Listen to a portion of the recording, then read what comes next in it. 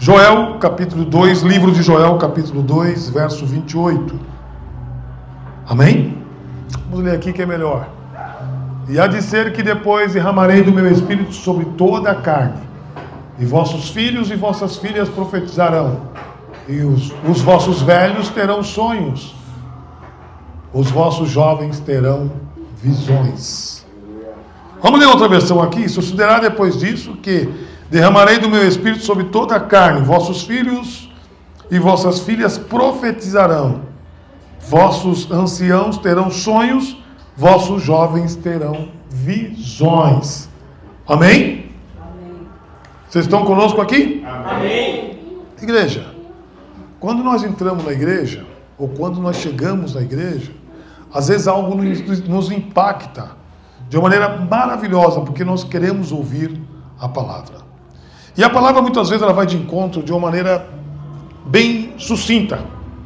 Para nós nos situar nesta noite, às vezes você escuta falar de soteriologia. O que é isso? É estudo da salvação. Sim ou sim? Estudo da salvação. Escatologia. O que é isso? Estudo dos fins dos tempos ou estudo dos últimos tempos. Amém? Só que nessa noite nós vamos falar sobre paracletologia, que é estudo do Espírito Santo. Amém? Amém. Então vamos lá. Soteriologia é estudo da salvação. Escatologia, estudo dos fins dos tempos ou dos últimos tempos. E paracletologia, que é estudo do Espírito Santo. Agora nós adentramos nesse texto, ou nesse versículo melhor. Esse versículo, ele aponta para a promessa. Esse versículo, ou esse verso, ele aponta para um profeta que faz uma promessa, mas uma promessa de abundância. Não abundância de bens, não abundâncias de acessórios, de objetos, mas abundância de algo sobrenatural. E que muitas das vezes as pessoas, alguns valorizam, outros não. Observamos ao momento que nós estávamos cantando, e que também nós oramos, e que algumas pessoas sentiram, principalmente no louvor, impactados. Lembrando que a oração também é para impactar nossas vidas. Às vezes nós esticamos um pouco na oração, não é querer aparecer por necessidade. A igreja, direcionada pelo Espírito Santo, ela tem que ser de oração. Se uma igreja não for de oração, ela não para em pé. Ela não continua. Ela sofre. Ela padece. E no contexto aqui tem uma promessa. Que Deus iria derramar sobre todas as pessoas. E Deus não se limitou em derramar. É para todas as gerações, para todas as pessoas, jovens, adultos. E aí nós saímos desse contexto aqui e vamos lá para Atos dos Apóstolos. A promessa se cumpre lá em Atos capítulo 2, que Deus derrama o Espírito Santo sobre os discípulos e sobre outras pessoas que ali estavam, e as pessoas começaram ao quê? A falar em línguas. A pergunta é, o que o Espírito Santo faz e o que quer fazer nas nossas vidas? Repetindo, o que o Espírito Santo faz, o que ele quer fazer em nossas vidas? Nós tivemos na palestra, e o homem falou sobre o Espírito Santo. Ou melhor, falou sobre conselho. E conselho, ele disse que não se dá, se vende, que é o jargão que nós escutamos por aí. Mas um dos nomes de Jesus é conselheiro. Aí nós perguntamos, é só esse nome? Não. O Espírito Santo, ele é advogado. O Espírito Santo é juiz. O Espírito Santo é tudo para nós. E sem o Espírito Santo nós não alcançamos ou não vamos chegar a lugar nenhum. Por isso há a necessidade de nós estarmos debaixo dessa promessa. O texto aqui está falando de restauração, porque se nós voltarmos um pouquinho, o povo estava arrasado. O povo estava destruído. O povo estava mal. E muitas das vezes nós entramos na igreja também, e nós entramos mal, destruído, com os problemas, com as dificuldades, com os desafios que a vida nos apresenta, nos mostra. E nós só vencemos esses desafios através do Espírito Santo. Paractologia. Através do Espírito Santo. Sem o Espírito Santo nós não vencemos, não chegamos a canto algum. Não sei se o presbítero Elias lembra, ou não sei se a pastora Lúcia lembra, que para ser levantado ao obreiro, antigamente, o crente tinha que ter o Espírito Santo, ou pelo menos falar em línguas. Hoje houve uma mudança a respeito disso. Porque todo cristão tem o Espírito Santo. Todos os cristãos têm o Espírito Santo. Diga, eu tenho o Espírito Santo. Eu tenho o Espírito Santo. O cristão que não tem o Espírito Santo, ele não consegue vir à casa de Deus, ele não consegue orar, ele não consegue cantar, ele não consegue ouvir a voz de Deus. Por que nós ficamos impactados no louvor por causa do Espírito Santo? Jesus falou assim, através dos seus lábios eu vou para o Pai, mas enviarei o quê? Dinheiro? Eu vou para o Pai, mas enviarei o quê? Acessório? Eu vou para o Pai, mas enviarei o quê? O Espírito Santo, porque ele sabia que após a partida dele, o povo de Deus ia ficar órfão. Os discípulos, os apóstolos iam ficar órfãos. Então os apóstolos, os discípulos precisavam de um norte, e esse norte, quem tinha que passar para eles era o Espírito Santo. Em outras palavras, eu estou dizendo para você que nós dependemos do Espírito Santo. Sim ou sim? Sim. Então o que nós vemos da promessa de Deus? É só para aquele povo? Passaram-se 2000 anos, foi só para esse povo também que foram discípulos, apóstolos, e foi só para a época de Joel? Não, é para nós também. É para nós. Então isso lembra o quê? Restauração, renovação. Eu sempre digo que o crente sempre deve voltar ao primeiro amor, porque o crente no primeiro amor, ele é uma bênção. Ele é o primeiro no culto, ele é o primeiro a cantar, ele é o primeiro a orar, ele é o primeiro a buscar, ele é o primeiro em derramar o coração diante do Senhor. Mas quando ele fica um crente mais, não vou dizer maduro, mas um crente com mais tempo de igreja, um crente de 40, 50, 30 anos, muitas das vezes ele não entende que precisa de uma restauração, que precisa de uma renovação. E esse texto é para mim e é para nós nesta noite. Nós precisamos de restauração, nós precisamos de uma renovação para que o Espírito Santo dê um norte para nós. O Espírito Santo precisava dar um norte para os discípulos que eles ficaram sem Jesus.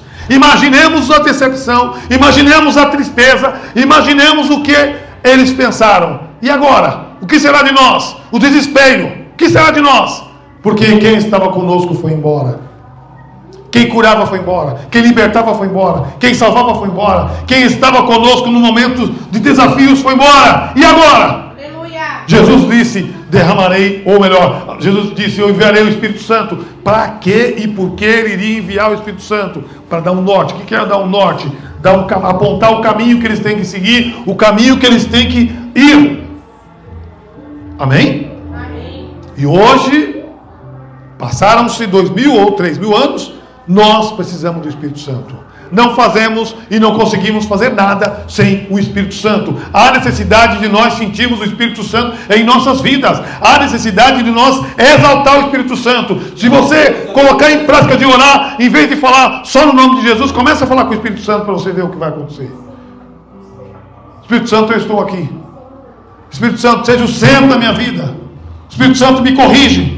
Espírito Santo, me direciona. Você vai ver que muitas coisas vão acontecer de uma maneira diferente na sua vida, porque o Espírito Santo, ele nos corrige. Ele nos corrige como advogado, ele nos corrige como juiz, ele nos corrige como pai, ele nos corrige como irmão. Então o Espírito Santo está como conselheiro. Então, quando nós olhamos para o nome de Jesus, maravilhoso, Pai da eternidade e conselheiro, nós vemos que ele vai nos direcionar as nossas vidas em tudo que precisamos.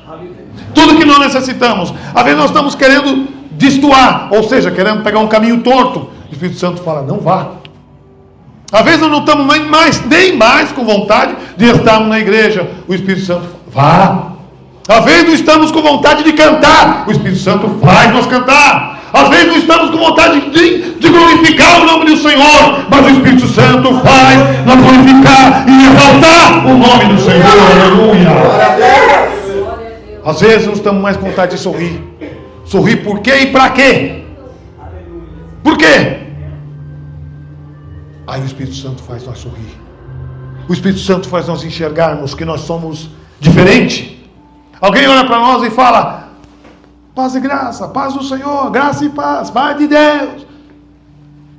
E você automaticamente vai responder amém. O cristão vai responder amém. Não responde paz com paz. A resposta é amém.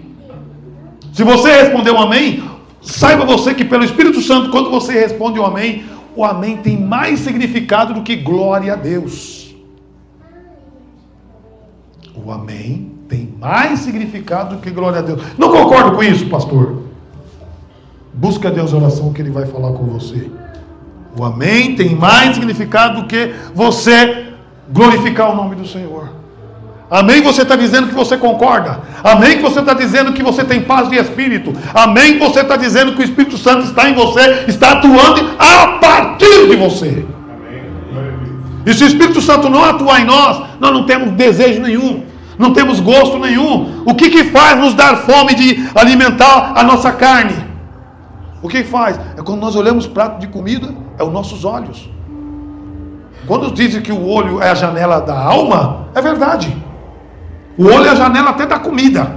Você olha o prato de comida, se tiver uma lasanha, você vai querer comer. Para quem gosta de lasanha, se tiver um frango caprichado, você vai querer comer. Se tiver um cardápio recheado, você vai querer comer. Assim é com as coisas de Deus também. Quando você quer tocar, você quer cantar, você quer orar, você quer ministrar, você quer pregar, você quer evangelizar, você quer subir na casa do Senhor, você não quer ser o mesmo do mesmo. Isso acontece pelo Espírito Santo. O Espírito Santo ele veio para nos inquietar. O Espírito Santo ele veio para nos despertar. A promessa do Senhor lá em Joel se cumprindo, ou melhor, em Atos se cumprindo, e que as pessoas olhavam e não entendiam que língua que eles estão falando. Falavam alemão, falavam espanhol, portunhol, falavam grego, hebraico, aramaico.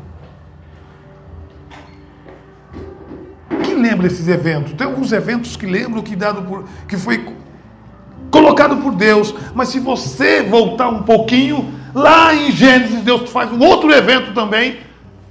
Só que aquele causou confusão. Ele já ia falar qual que é. Torre de Babel. Aquele causou confusão. Esse já não. Esse o Senhor aprovou. Por quê? O homem não tem equidade ou igualdade com Deus. Mesmo sendo usado, mesmo tendo o Espírito Santo, ele não é incomparável em referente a Deus. Só que ao mesmo tempo, Deus ele é ilimitado. Quando ele chega e fala, basta, basta, aí basta mesmo. Que nem o mundo não está girando, o mundo está capotando. O mundo está capotando com inúmeros problemas, com muitas coisas. E tem muitas pessoas que estão achando que algo que está acontecendo no mundo é teoria da conspiração. Isso não vai acontecer. Querido, vou tirar o microfone aqui. Nós estamos num período de ditadura. Eu não acredito. Acredite se quiser. Estamos no período de... Já. Eu falei no microfone? Já fui. Então, eu quero dizer o seguinte, um capítulo, eu tirei, mas não teve jeito. Obrigado.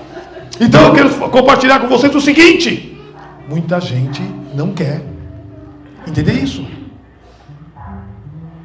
Mas quem tem o Espírito Santo vai entender. Mas vocês já viram? Eu compartilhei com Elias, compartilhei com Silas, com Alex, acho que menos com o Leandro e com a minha esposa. Vocês já ouviram falar? O Peter Elias disse que no fundo ouviu.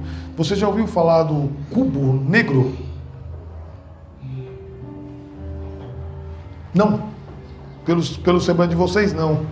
Algumas cidades como Alemanha, aqui na América do Sul, não lembro qual é o país, mas tem um cubo negro.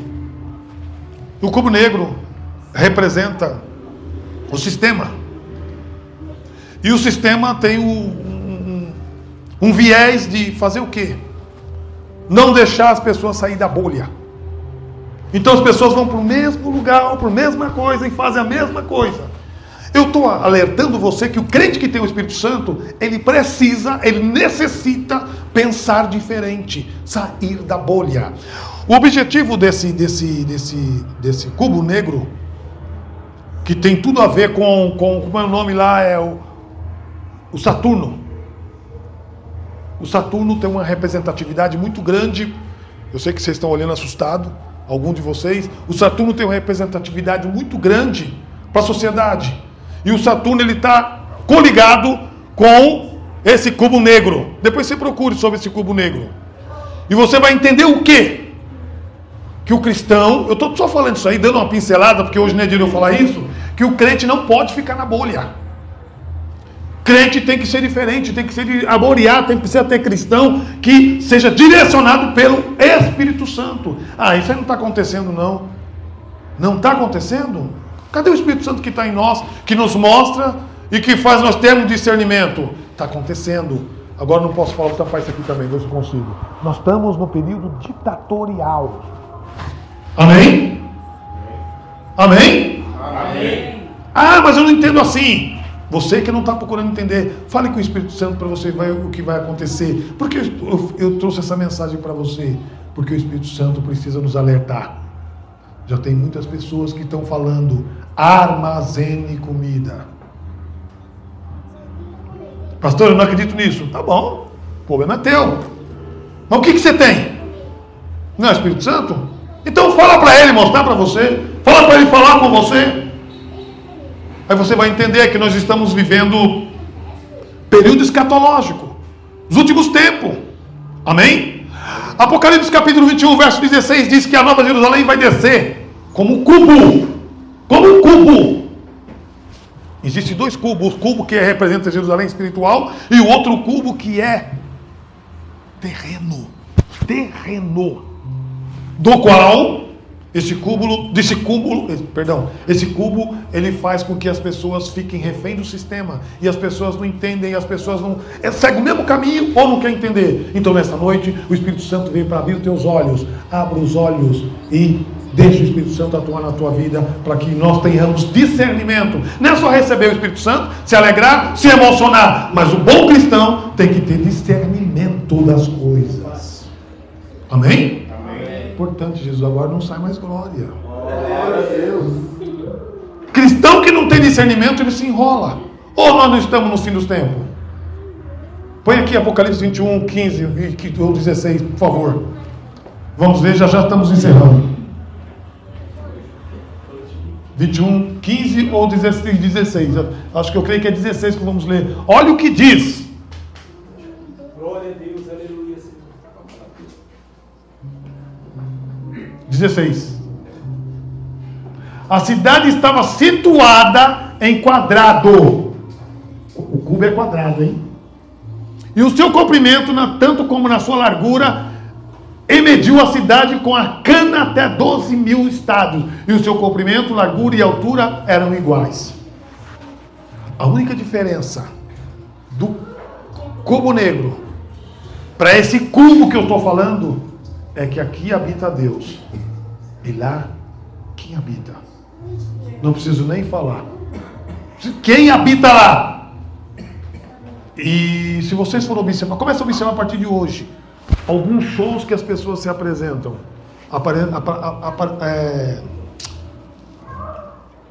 Subliminarmente apresentam os cubos.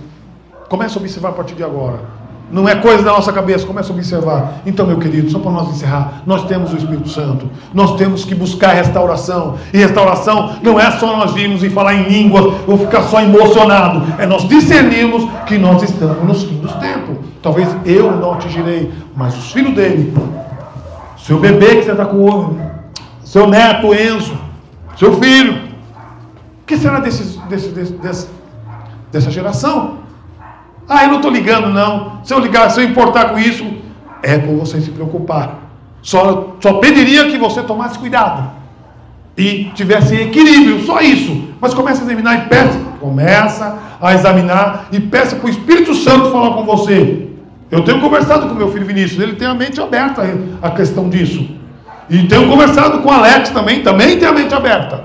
E a necessidade do presbítero Elias também. Nós temos a mente aberta. Moriá não é só culto de motivação. É culto em que o Espírito Santo, Carlão, faz nós discernirmos. O que nós estamos vivendo? Fim dos tempos. Então, se eu falei de ditadura, vai ter que se cumprir. Isso é palavra de Deus. Palavra de Deus. Amém? E outro dia eu falarei mais, mas sem estar conectado. Amém? Que Deus em Cristo vos abençoe e que o Espírito Santo continue sobre a tua